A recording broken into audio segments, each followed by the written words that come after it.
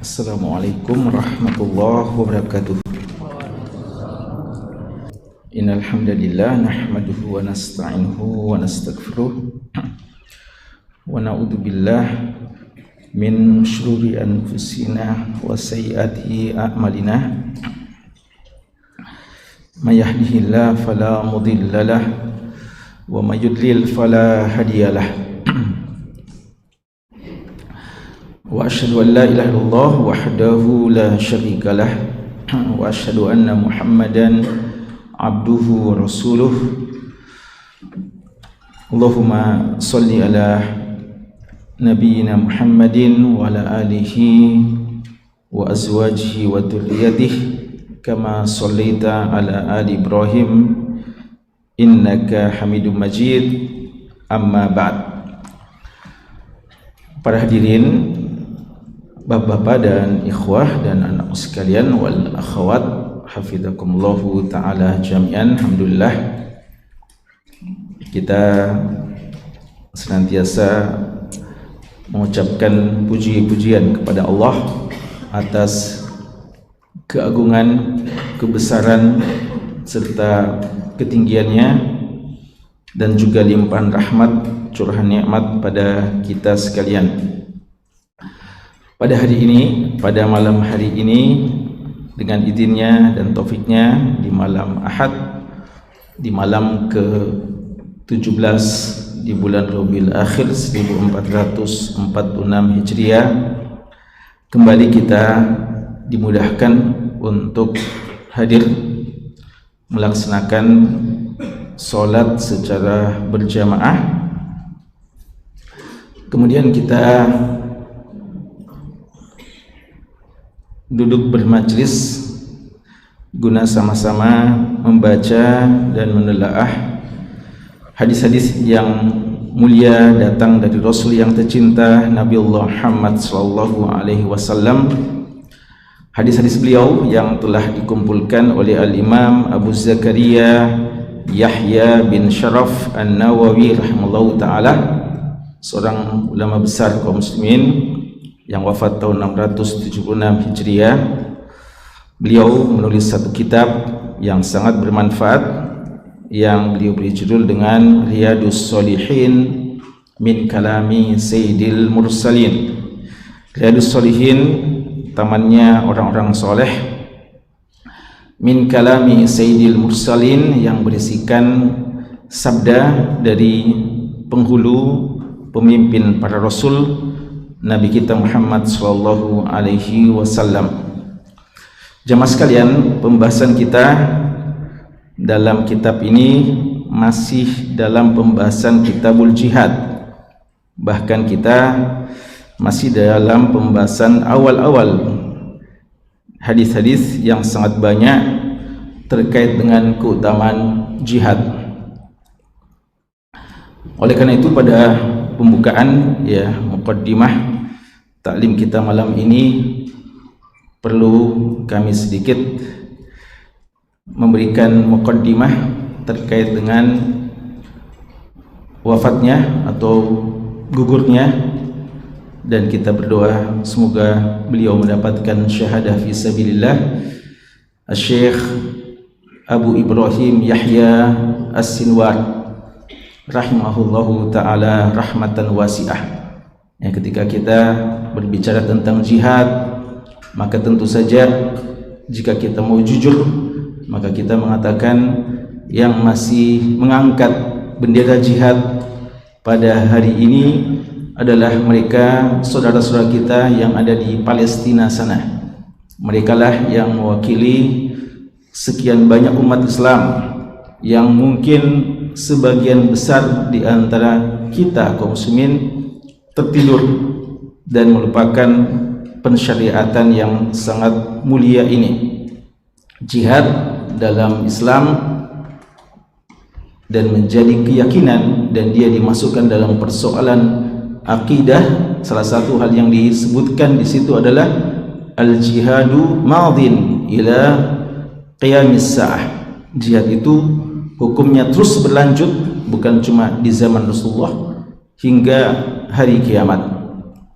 Dan Nabi kita sallallahu alaihi wasallam telah mengabarkan kepada kita dalam hadis yang banyak akan adanya taifah di antara umat ini, kelompok kecil. La tazalu taifatun min ummati zahirin yuqatilun, akan senantiasa ada pada umatku, tidak akan pernah hilang, kata Nabi sallallahu alaihi wasallam, di antara umatku yang selalu zahirin, tampak mereka menyuarakan agama ini dan memperjuangkan agama ini. Dan dalam sebagian riwayat dikatakan yuqatilun, mereka senantiasa berjihad, berperang fi sabilillah. Dan dalam beberapa riwayat dikatakan mereka adalah fi aknafi baiti al-maqdis, mereka berada di Baitul Maqdis, ya, sebagai kiblat perjuangan ya umat Islam sejak dahulu hingga akhir zaman, ya, perjuangan Islam sejak dahulu hingga akhir zaman itu terjadi di Baitul Maqdis, dan merekalah yang mewakili kita mempertahankan benteng umat Islam di sana. Salah satu milik umat Islam yang sangat berharga, kiblat pertama umat Islam, Baitul Maqdis, Masjid Aqsa, itu dipertahankan dan dibela oleh saudara-saudara kita di sana. Maka keberadaan mereka adalah nikmat bagi umat ini.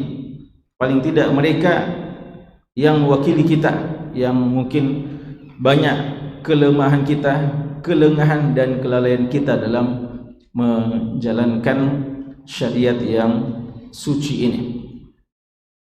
Dan jihad adalah syariat yang Allah Subhanahu wa taala jadikan sebagai sebab ditinggikannya agama Allah Subhanahu wa taala. Dan itu pernah kita katakan bahwa 3 ayat dalam Al-Qur'an yang mengatakan huwallazi arsala rasulahu bil huda wa dinil haqq liyudhhirahu 'alad dini kullih walau karihal musyrikun, di 2 ayat, wa kafa billahi syahida di 1 ayat. 3 ayat ini yang menjelaskan bahwa Allah telah mengutus Rasulnya membawa petunjuk dan agama yang benar, dan tujuannya adalah izharuddin, untuk meninggikan agama Allah, tidak ada yang mengalahkan ketinggiannya. 3 ayat ini yang berulang-ulang disebutkan oleh Allah dalam Al-Quran, semuanya ditempatkan dalam ayat-ayat tentang jihad, di surat At-Taubah, di surat Al-Fath, dan di surat As-Saff. Dan memang begitulah Islam ini ditinggikan dengan jihad bil ilm wa bis saif, kata Imam Ibnu Qayyim Al-Jauziyah rahimallahu taala dalam muqaddimah Al-Furusiyah beliau menyebutkan bahwa agama ini ditegakkan, agama ini dimuliakan, agama ini ditinggikan dengan 2 hal, bil hujjati wal burhan wa bis sayfi was sinan, dengan hujjah dan burhan, dengan ilmu, dan itu yang diemban amanahnya oleh para ulama-ulama kita, wa bis sayfi was sinan, dan dengan pedang dan tombak, dan itu yang diemban amanahnya oleh para mujahidun fisabilillah. Walaupun sebenarnya tidak ada dikotomi antara keduanya, bahkan seharusnya seorang alim dia mujahid, seorang mujahid dialah alim, sebagaimana yang dicontohkan oleh Nabi kita sallallahu alaihi wasallam, laqad kana lakum fi rasulillahi uswatun hasanah liman kana yarjullaha wal yawmal akhir wa dzakarallaha katsira. Ayat ini yang menegaskan bahwa Rasulullah uswatun hasanah bagi kita ditempatkan dalam surat Al-Ahzab, surat tentang perang Ahzab, tentang jihad, dan ayat-ayat sebelumnya dan setelahnya menerangkan bagaimana sahabatnya, bagaimana teguhnya para sahabat di bawah pimpinan Nabi SAW dalam menghadapi pasukan musuh yang bersekutu waktu itu, dan digambarkan bagaimana para munafikin dalam masalah ini. Allah sebutkan bahwa Rasulullah sebagai uswah bagi kalian, uswah yang terbaik adalah dalam persoalan jihad fi sabilillah. Beliau adalah seorang yang sumber ilmu dan beliau adalah seorang yang memperjuangkan agama Allah Subhanahu wa taala. Atas dasar itulah jamaah sekalian, maka kita katakan bahwa di antara musibah yang terbesar pada umat ini ketika kita ditinggalkan oleh para ulama-ulama kita yang wafat, yang dicabut oleh Allah Subhanahu wa taala nyawa mereka, dan ini di antara musibah yang sangat besar pada umat. Sulmah, dia sesuatu kebocoran pada umat yang sulit dicari tambalnya. Dan juga di antara musibah ketika wafatnya para pejuang-pejuang agama Allah Subhanahu wa taala, karena mereka lah sekali lagi adalah yang mewakili kita dalam menegakkan syiar dan syariat jihad fi sabilillah. Syekh Abu Ibrahim Yahya As-Sinwar, beliau insyaallah taala adalah pejuang yang jujur dalam perjuangannya.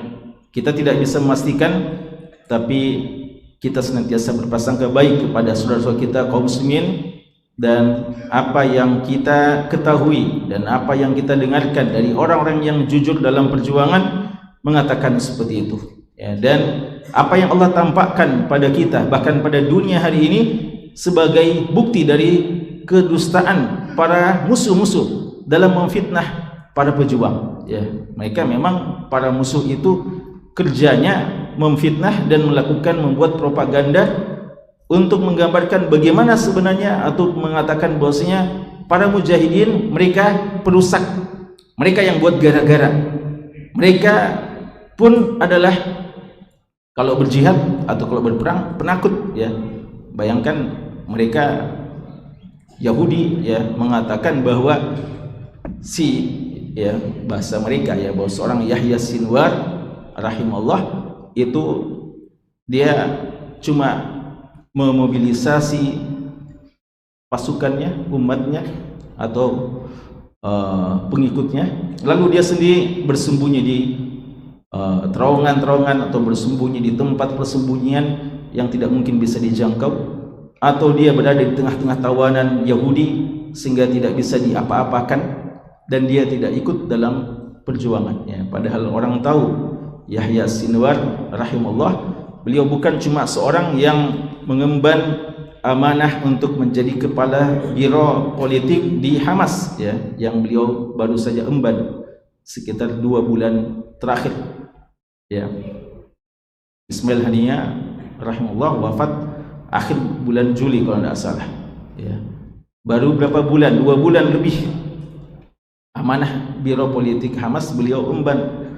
Tapi beliau sebenarnya latar belakang beliau bukan latar belakang politik untuk diplomasi dan sebagainya. Beliau adalah seorang mujahid yang tampil di medan jihad, medan laga ya.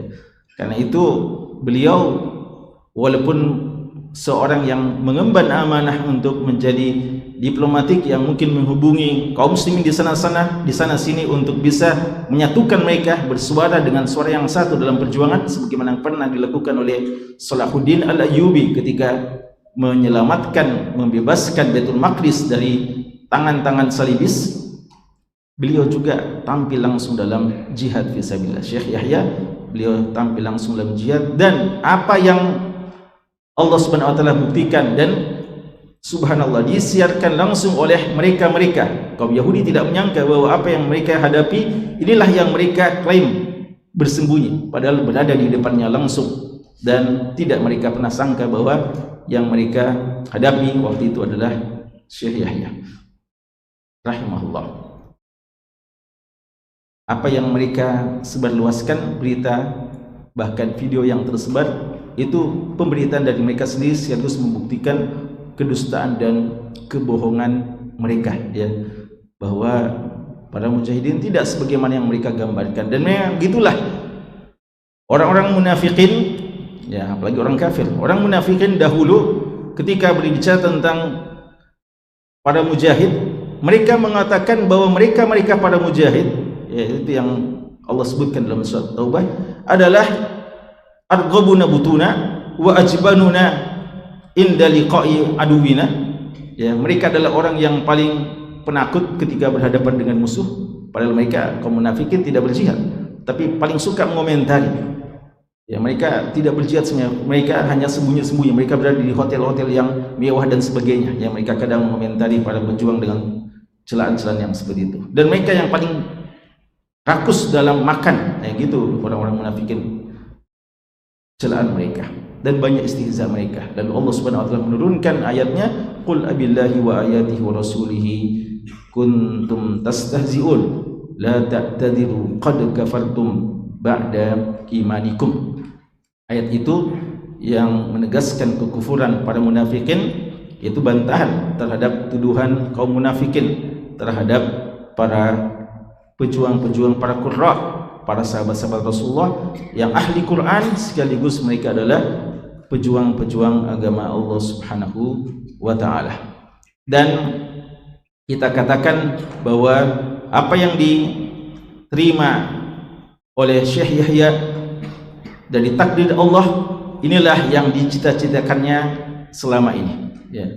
Beliau ini 20 tahun paling tidak mendekam di penjara Israel, penjara Zionis, paling ditakuti, bahkan sebenarnya dihukum seumur hidup. Ya, namun karena berbagai cara beliau bisa dibebaskan dengan kompensasi, dibebaskannya sekian banyak tawanan Israel atau Zionis. Ya, jadi begitu banyak di antara mereka yang dibebaskan. Untuk sebagai kompensasinya, satu dibebaskan dari seorang Yahya Sinwar, harus dibebaskan puluhan atau mungkin lebih ya dari tawanan-tawanan Zionis. Akhirnya beliau bebas dan beliau tidak pernah jerah ya dengan apa yang telah beliau terima dari takzib, siksa dan sebagainya, ujian-ujian yang berat dalam penjara Zionis. Bahkan beliau tampil sebagai singa Islam ya di masa ini dalam memperjuangkan agama Allah Subhanahu wa taala. Dan beliau sudah menegaskan, dan kita semua mungkin kebanyakan kita sudah mendengarkan bagaimana beliau mengatakan, saya menganggap hadiah yang paling indah yang diberikan oleh musuh terhadap saya ketika saya bisa wafat gugur di tangan-tangan mereka. Ya. Dan beliau mengatakan, saya tidak ingin untuk mati sekedar mati karena penyakit-penyakit yang kronis ya, mungkin kanker atau mungkin segala macam penyakit-penyakit yang mengerikan hari ini. Bahkan beliau mengatakan tidak juga karena corona, saya ingin mati di medan jihad fisabilillah. Dan ini cita-cita setiap mujahidin, dan ini yang pernah dicita-citakan oleh seorang Khalid bin Walid radhiyallahu anhu, Saifullah ya, walaupun Allah tidak menakdirkan beliau wafat di medan jihad, tapi insyaallah beliau mendapatkan manzilah mujahid walaupun beliau mati di atas tempat tidur beliau, yang beliau sedih dengan takdir tersebut, tapi insyaallah beliau mendapatkan apa yang beliau telah cita-citakan. Wa inna likulli imri'in ma nawa. Tapi seorang Yahya, ya Allah menakdirkan mendapatkan apa yang dia cita-citakan selama ini. Beliau gugur muqbilan ghaira mudbir. Beliau tampil maju ke depan dan tidak mundur ke belakang. Dan beliau di akhir-akhir lahzah kehidupan beliau pun masih sempat mengadakan perlawanan yang berarti ya, memberikan pelajaran yang berarti kepada musuh-musuh, dan beliau tidak mundur. Inilah komitmen para pejuang. Walaqad kanu ahadullaha min qablu la yuwalluna al-adbar wa kana ahdullahi mas'ula. Mereka para sahabat, para pejuang itu telah berjanji kepada Allah, la yuwalluna al-adbar, kami tidak akan mundur ke belakang. Ini kadang menjadi janji setiap kita, tapi kata Allah, wa kana ahdullahi mas'ula, janji Allah, janji kepada Allah itu akan ditanya nanti. Ya, kita mungkin hari ini kita mengatakan kita siap memperjuangkan agama Allah, tapi apakah kita setia, apakah kita jujur, dan apakah kita bisa terus komitmen sampai masa akhir dalam perjuangan ini? Wallahu a'lam. Tapi mereka-mereka yang seperti ini Allah katakan beberapa ayat setelahnya. Jadi walaqad kanu itu ayat 15. Di ayat ke-23-nya Allah mengatakan, minal mu'minina rijalun sadaqu ma ahadullaha alaihi faminhum man qada nahbah wa minhum may yantazir wa ma baddalu tabdila. Ya, di antara orang mukmin ada yang jujur dengan apa yang mereka telah janjikan kepada Allah, jujur, setia, komitmen, dan terus istiqomah. Faminhum, di antara mereka dua saja mereka itu, orang-orang yang setia dengan janji mereka, yaitu terus dalam perjuangan ini. Di antara mereka yang pertama, man qadha nahbah, sudah menyelesaikan janjinya. Kalau kita baca buku tafsir akan menyebutkan, umumnya menyebutkan artinya telah mendapatkan syahada fi sabilillah, telah mendapatkan apa yang mereka cita-citakan. Mereka mengatakan kami sangat ingin, lalu mereka mendapatkan apa yang mereka inginkan. Wa minhum may yantazir, dan sebagian mereka ada yang menunggu-nunggu waktu kapan ya Allah menakdirkan hal tersebut. Wa ma baddalu tabdila, dan mereka tidak pernah merubah janji mereka kepada Allah Subhanahu wa taala. Dan itu kita katakan ya, pertama bahwasanya ini adalah musibah yang kematian seorang pejuang ya, dan kita mendoakan kebaikan kepada beliau dan memudahkan beliau mendapatkan syahada fi sabilillah, kematian yang sangat indah, kematian yang terbaik di sisi Allah Subhanahu wa taala. Yang kedua, kita mau katakan bahwa jika saja kita patut bersedih, dan ini adalah musibah besar bagi umat sebagaimana musibah kematian para ulama, maka jangan sampai ada di antara kaum muslimin yang diam akan hal ini. Kita harus tersadar bahwa mungkin selama ini beberapa bulan terakhir kita sudah lelah, capek, bosan, atau mungkin merasa tidak perlu lagi membicarakan saudara-saudara kita di sana. Mungkin kita sangka sudah selesai persoalan di sana. Apa yang terjadi beberapa hari kemarin, bahkan mungkin sampai hari ini membuka mata kita lagi lebar-lebar untuk kita sadar bahwa ternyata perjuangan masih terus berlanjut. Perjuangan doa kita mungkin sudah lemah, perjuangan membicarakan mereka mungkin sudah juga lemah, padahal perjuangan mereka tidak pernah berhenti ya. Sungguh sangat memiriskan hati, memilukan perasaan kita ketika kita lalai lagi terhadap hak-hak saudara kita, padahal mereka masih terus berjuang. Dan yang paling menyedihkan, jika ada yang alih-alih mau bicarakan mereka dan mau memperjuangkan hak-hak mereka, tapi mereka justru berada di pihak yang berseberangan, bahkan mungkin mengatakan ya salah sendiri kenapa mau berjihad ya, mau berperang. Dan ya sudah dinasihatkan, terima saja ya apa yang telah ya, apa boleh buat, kita masih lemah ya. Ingat, kita ingatkan sabda Nabi kita sallallahu alaihi wasallam, man qutila duna malihi fahuwa syahid. Siapa yang meninggal dunia mempertahankan hartanya saja, bahkan kata Abdullah bin Mubarak, walaupun 2 dirham, biar sedikit hartanya tapi dia pertahankan, tidak mau dibiarkan orang yang zalim merampasnya, maka dia matinya mati syahid.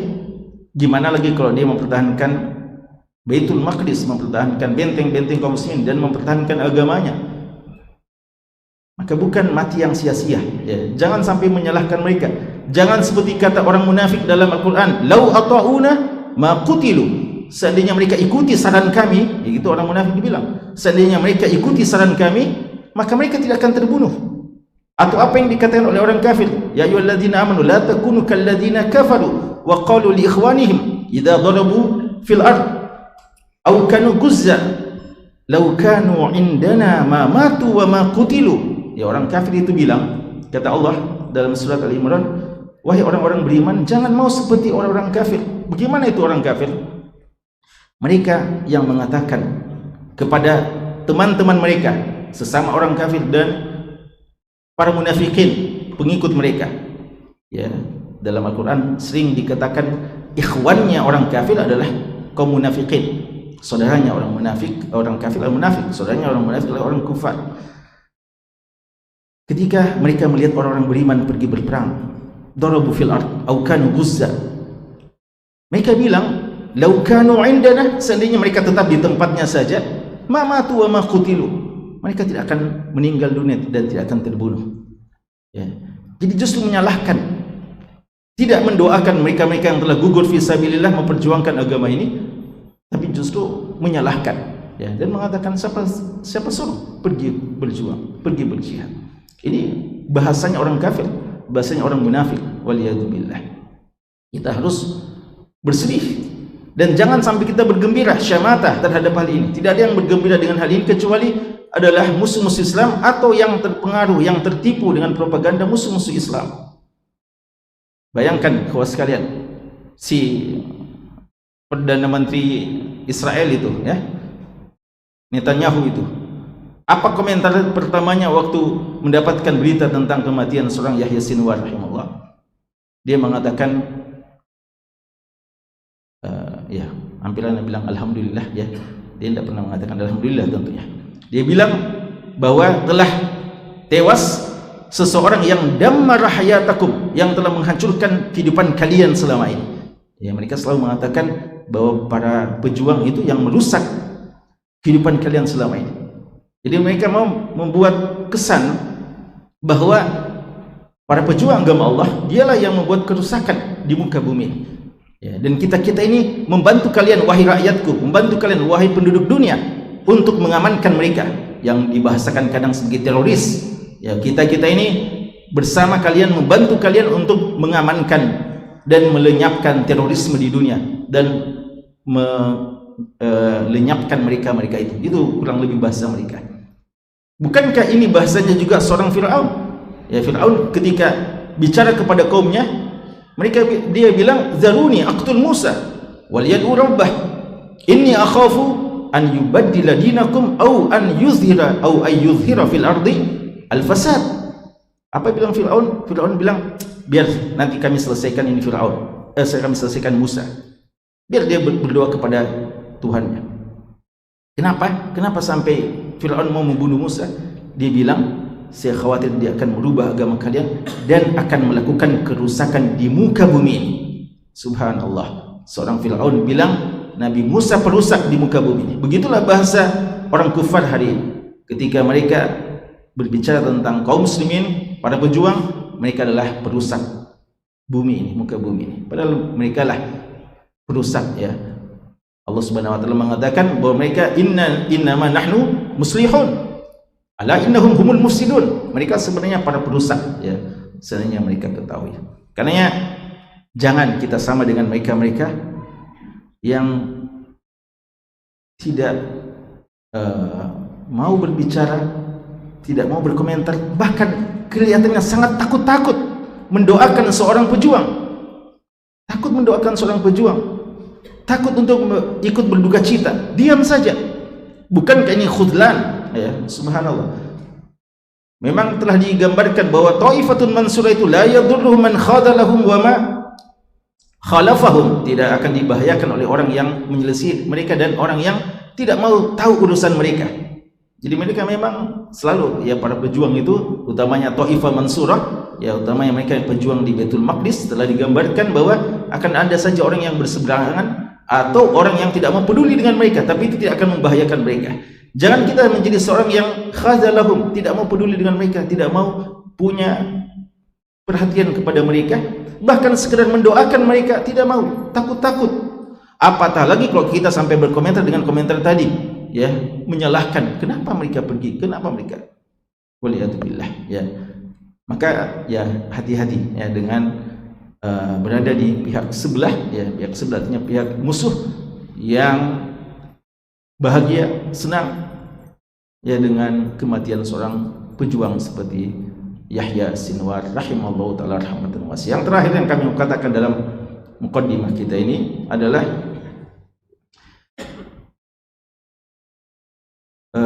telah wafat Yahya Sinwar rahimahullah. Sebelumnya telah wafat Ismail Haniyah.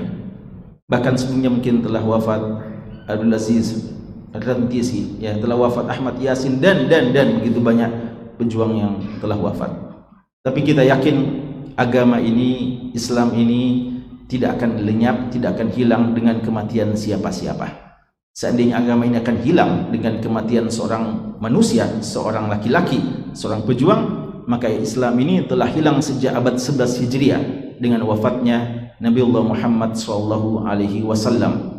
Tapi Allah katakan, afa immata au qutilan qalabtum ala aqabikum wa may yanqalib ala aqibai fala yadurrullaha syai'a. Apakah ketika seorang Muhammad meninggal dunia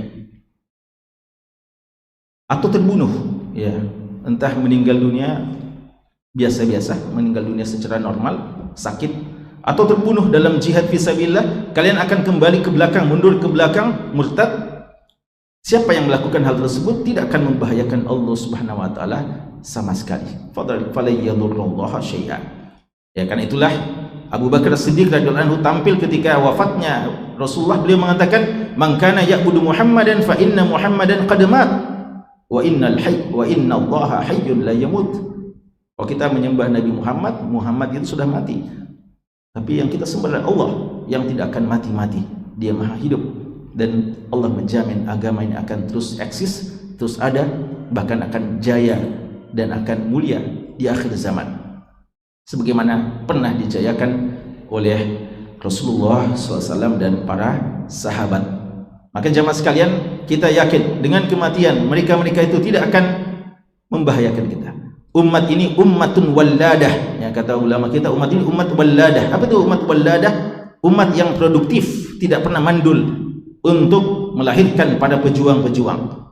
Ya, kan itu ya Rasulullah sudah wanti-wanti kadang dalam, dan apa yang terjadi perang Mu'tah ini menjadi pelajaran penting. Beliau mengatakan Zaid komandannya. Kalau Zaid wafat ada Ja'far wafat ada Abdullah bin Rawaha.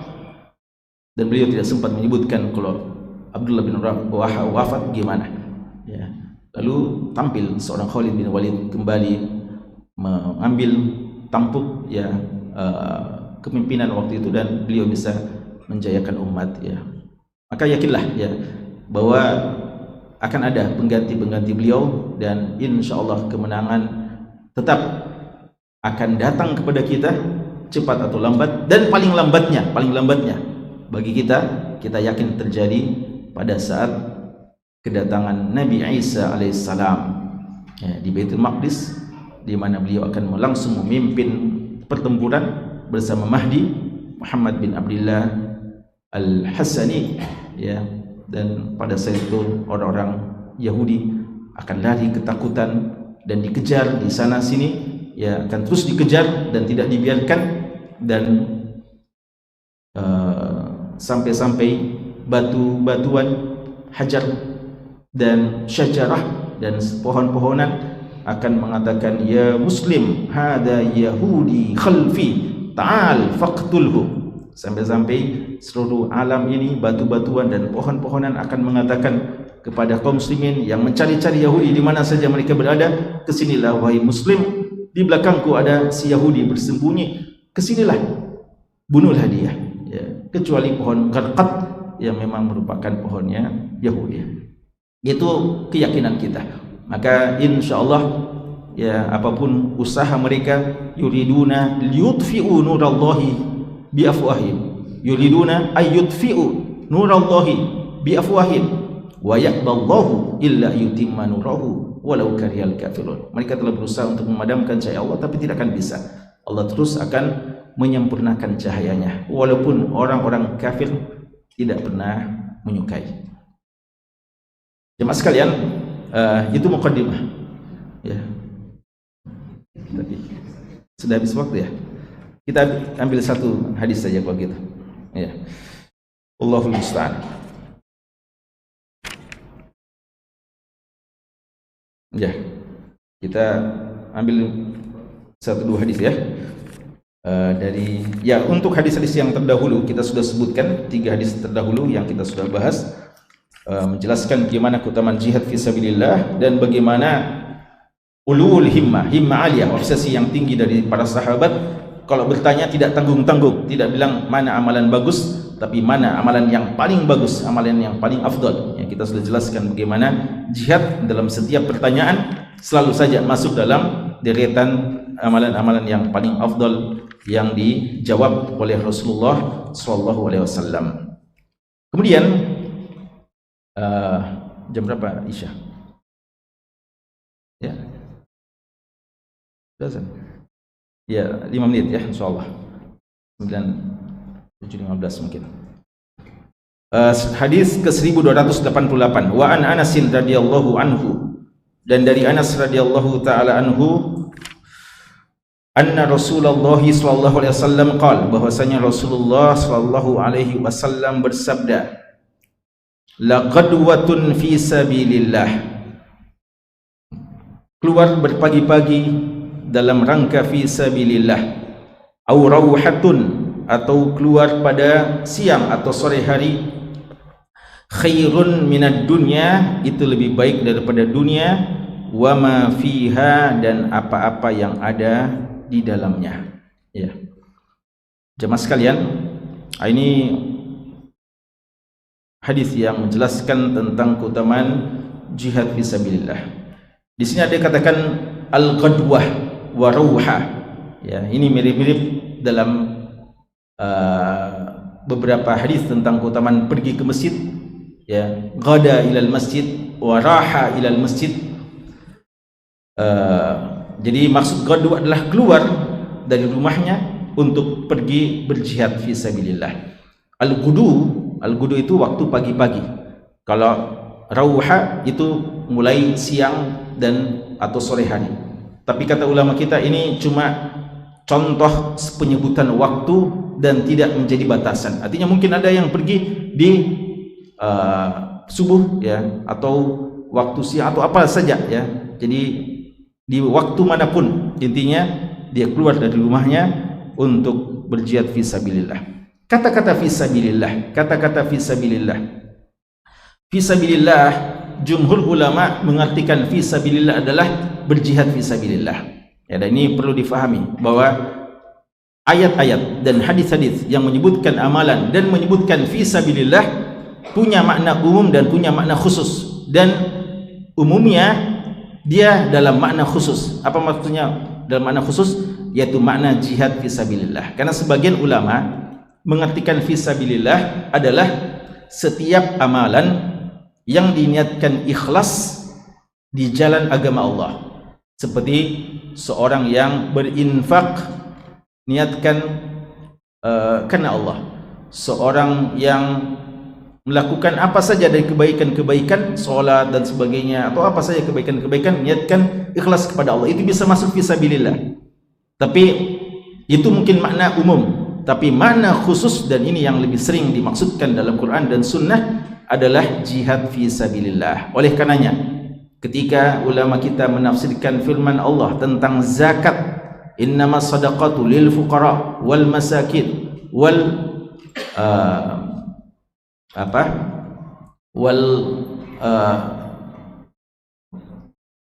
innamas sadaqatu lil fuqara wal masakin wal amilin wal gharimin, dan seterusnya. Ketika disebutkan wa fi sabilillah, ya, yang ketujuh, wa fi sabilillah sebelum wa ibnis sabil, wa fi sabilillah, makna fi sabilillah yang dimaksudkan yang berhak mendapatkan zakat adalah mereka yang berjuang fi sabilillah, bukan setiap kebaikan yang diniatkan karena Allah. Ya, dan ini sekaligus menjawab pertanyaan yang sering ditanyakan tentang segala usaha yang diniatkan karena Allah, seperti membangun masjid, membangun madrasah, membangun rumah yatim dan sebagainya. Bolehkah itu menjadi bagian hak zakat? Apakah boleh kita memberikan zakat ke pembangunan-pembangunan yang diniatkan untuk kebaikan? Apakah boleh? Ya, ini ada khilaf, tapi sekali lagi jumhur ulama kita mengatakan yang dimaksudkan wa fi sabilillah dalam ayat tersebut, ya, surat At-Taubah ayat 60, itu adalah yang dimaksudkan adalah jihad fisabilillah, mujahid fisabilillah, mujahid fisabilillah. Walaupun sebagian mengikutkan kadang para penuntut ilmu agama, ya, karena dia juga bagian jihad fisabilillah. Kalau jihad fisabilillah itu makna pertama adalah yang berperang di jalan agama Allah, dan yang kedua adalah orang yang menuntut ilmu syar'i, itu juga dikatakan sebagai jihad fisabilillah. Ya, yadkhul dimnan ilhaqan, ya, yulhaq bihim. Karena itu, tapi ya diingatkan bahwasanya yang dimaksudkan adalah jatah itu diberikan orang per orang, ya, bukan karena dia ada di situ, ya. Jadi umpamanya, ya, kita katakan ini masjid kan nanti akan digunakan oleh orang-orang ikhlas beribadah, para penuntut ilmu, atau akan digunakan untuk para penghafal Quran umpamanya, maka pembangunannya itu menggunakan dana zakat karena termasuk fisabilillah. Jumhur ulama tidak memandang seperti itu. Jumhur ulama mengatakan bahwa yang dimaksudkan adalah mujahid fisabilillah atau penuntut ilmu, tapi yang diberikan adalah pribadi-pribadinya, person-personnya, ya, bukan karena amalan pekerjaannya itu atau pembangunannya itu. Ala kulli hal, kita mau katakan makna fisabilillah yang dimaksudkan dalam banyak ayat dalam Al-Quran dan demikian pula dalam hadis, hukum asal adalah jihad fisabilillah. Karena itu makna hadis ini laqaudatun laqadwatun fisabilillah, rauhatun, artinya keluar dalam rangka berjihad fisabilillah. Khairun minad dunya wa ma fiha, lebih baik daripada dunia dan segala apa yang di dalamnya. Apa maksudnya? Kawan sekalian, kalau kita baca dalil-dalil tentang keutamaan ibadah yang dikatakan khairun minad dunya wa ma fiha, tidak banyak, ya, tidak banyak. Di antaranya mungkin 2 rakaat sebelum subuh, ya, 2 rakaat sebelum subuh. Raka'ata al-fajri khairun minad dunya wa ma fiha. Dalam beberapa riwayat khairun minad dunya wa ma 'alaiha, ya, dalam beberapa riwayat khairun minad dunya wa ma 'alaiha, lebih baik daripada dunia dan apa yang ada di atas dunia itu. Apa maksudnya? Ada 2 penafsiran ulama kita tentang makna hadis ini. Laqadwatun fi sabilillah rauhatun khairun minad dunya wa ma fiha. Pertama, bahwa ini mau menggambarkan kepada kita tentang apa yang akan didapatkan oleh mujahid fi sabilillah, para mujahidun. Apa pahala yang mereka akan dapatkan? Ya. Apa maksud yang mereka akan dapatkan yang Allah telah janjikan? Innallaha ashtara minal mu'minina anfusahum wa amwalahum bi anna lahumul jannah. Apa yang mereka akan dapatkan itu? Di surga apa yang mereka akan dapatkan? Para mujahid akan mendapatkan apa yang lebih baik daripada dunia dan semua yang ada di dalamnya. Ya.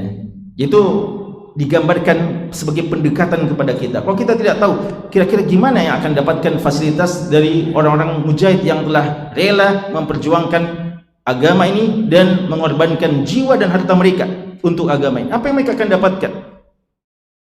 Jawabannya adalah semua yang kita lihat dari kemewahan, kegemerlapan, hal-hal yang menarik, hiasan-hiasan duniawi itu semua dia akan dapatkan, bahkan lebih indah daripada apa yang ada di dunia ini. Bahkan nanti akan disebutkan satu tempat cemeti saja, ya, dalam jihad fisabilillah itu lebih baik daripada dunia dan segala apa yang di dalamnya, ya. Jadi begitu mulia yang mereka akan dapatkan. Artinya tidak ada fasilitas duniawi yang bisa menandingi apa yang mereka akan dapatkan di surga Allah Subhanahu wa taala. Makna kedua dari hadis ini adalah ini menunjukkan gambaran bahwa orang yang berjuang fisabilillah itu lebih baik daripada seorang yang seandainya punya harta senilai semua dunia dan apa yang di dalamnya, maka tidak akan bisa mengalahkan pahala mujahid fisabilillah. Seandainya ada orang kaya di dunia ini, tidak ada yang menyainginya, dia memiliki semua dunia dan apa yang di dalamnya, lalu dia infakkan fisabilillah, itu tidak akan menandingi kemuliaan orang yang pergi berjihad fisabilillah.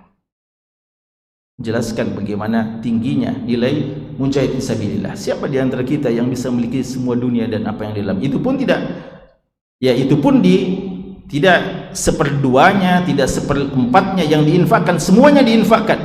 Semua yang di dunia diinfakkan untuk menandingi pahala mujahid, tidak akan bisa mengalahkannya. Khairun minad dunya wa ma fiha, lebih baik daripada dunia dan ada yang ada di sini ketika diinfakkan, ya, ketika diinfakkan. Jadi makna kedua seperti itu, bahwa keutamaan mujahid fisabilillah tidak akan bisa ditandingi sampai pun pada keutamaan orang yang menghabiskan semua hartanya di muka bumi ini untuk mendapatkan ridho Allah. Ridhaan Allah lebih besar kepada para mujahid fisabilillah. Ya, sekian dulu, ya, masih banyak sebenarnya di hadis yang kita mau bahas. Namun, ya, dan muqaddimah tadi juga, ya, perlu untuk kita katakan, ya, untuk kita punya mauqif yang jelas, ya, sikap yang jelas dalam setiap peristiwa-peristiwa yang terjadi, ya, agar kita tidak, ya, kebingungan atau tidak termakan propaganda dari musuh-musuhnya terhadap saudara-saudara kita para pejuang agama Allah Subhanahu wa taala. Ya, sekali lagi, yang paling berharga bagi kita dari apa yang terjadi di sana adalah menyadarkan kita bahwa perjuangan mereka belum berakhir, ya, perjuangan mereka belum berakhir, ya, bahkan panglima mereka, komandan mereka, ya masih berjihad fisabilillah, bahkan telah gugur, ya, dan insyaallah mendapatkan syahidnya, dan mudah-mudahan bisa menyadarkan kita untuk terus memberikan perhatian kepada saudara kita di Gaza dan sekitarnya. Wallahu taala alam. Sallallahu ala nabiyina Muhammadin wa ala alihi wa sahbihi wasallam, wa akhiru da'wana alhamdulillahi rabbil alamin.